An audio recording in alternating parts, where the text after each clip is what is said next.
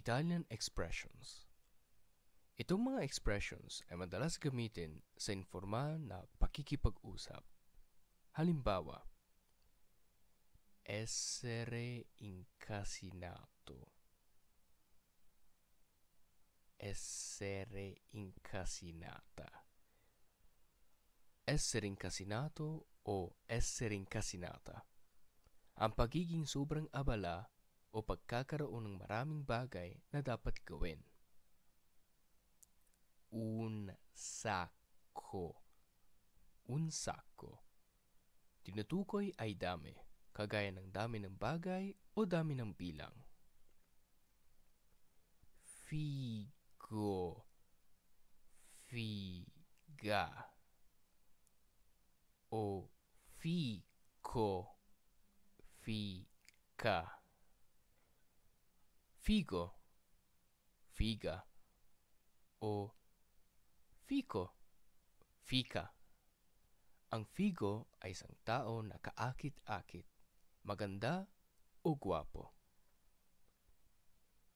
Que figata. Una figata. Que figata. Una figata. Mga expression upang sabihin na ang isang bagay ay napakaganda, nasisiyahan o nakakatuwa. Smamare. Sloggiare. Smamare. Sloggiare.